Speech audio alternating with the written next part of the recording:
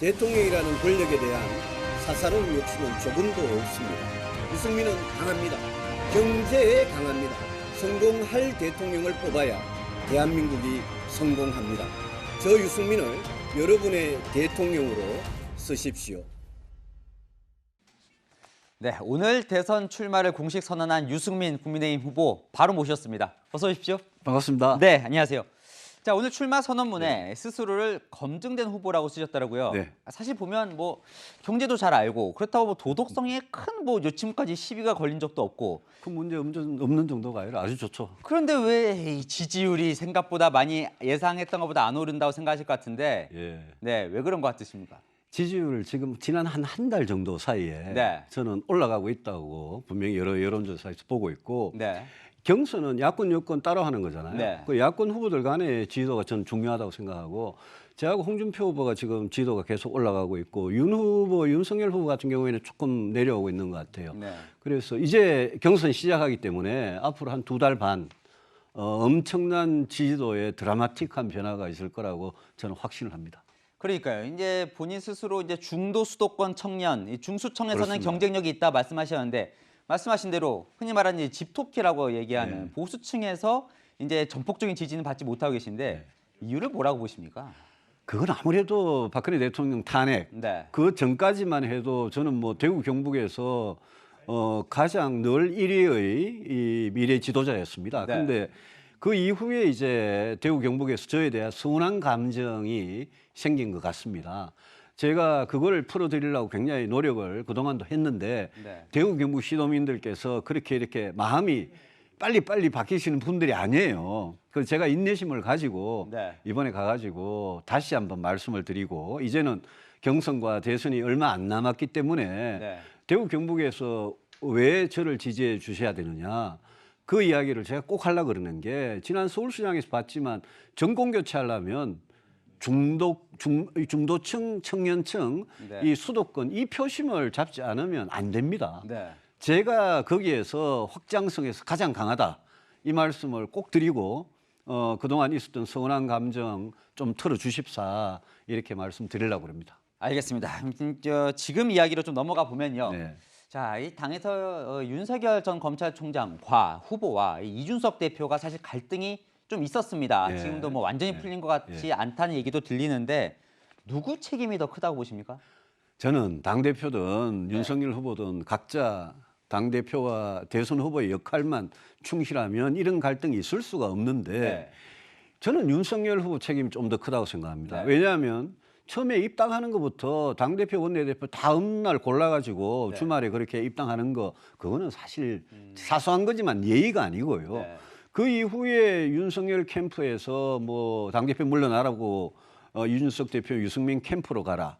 그리고 이준석 대표 탄핵 이야기 나오고 네. 또 윤석열 후보의 대리인 역할을 하는 뭐 김재원 최고위원 같은 사람은 최고위원 회의에서 그 양반이 그런 이야기 했잖아요. 뭐 어른을 모셔야 되겠다. 그게 탄핵하겠다는 소리 아닙니까?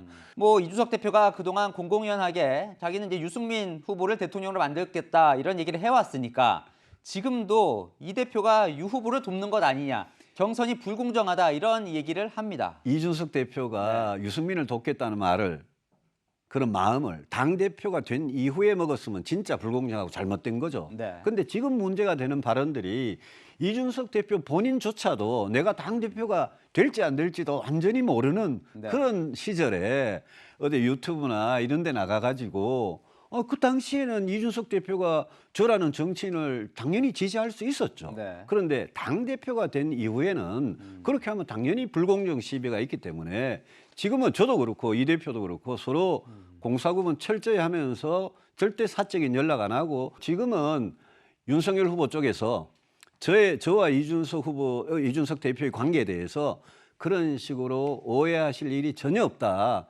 그건 제가 자신 있게 말씀드립니다. 이준석 대표 그러면 이 당 대표 된 이후에 당 운영을 하는 거에 대해서는 좀 어떻게 평가하십니까?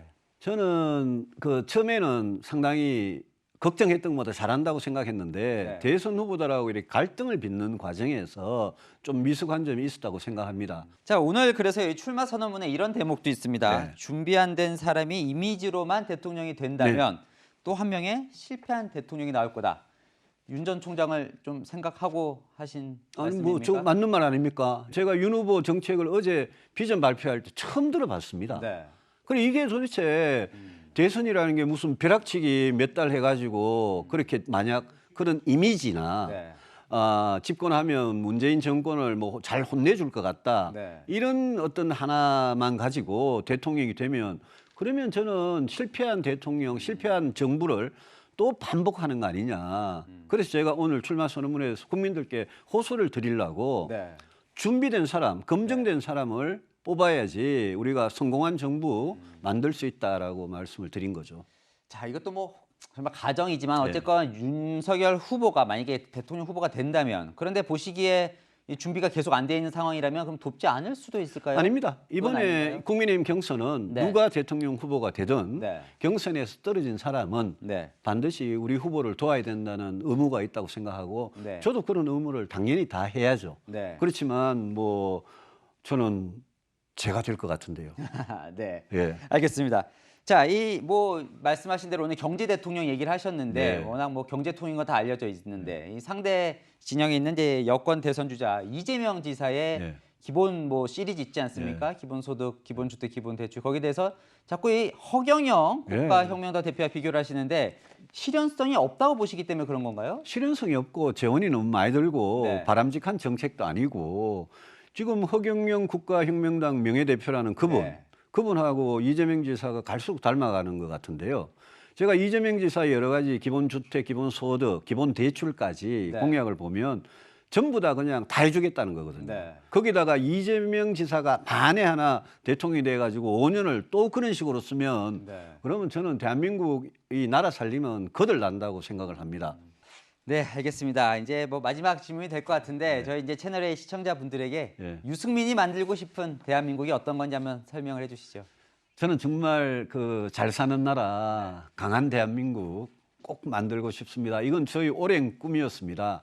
저 유승민이 국민의힘 후보가 되면 반드시 민주당 꺾고 제가 정권 교체 꼭 해내겠다는 말씀을 드립니다. 네, 오늘 여기까지 듣겠습니다. 네, 감사합니다. 고맙습니다. 네, 대선 후보에게 듣는다. 오늘은 유승민 국민의힘 대선 후보였습니다.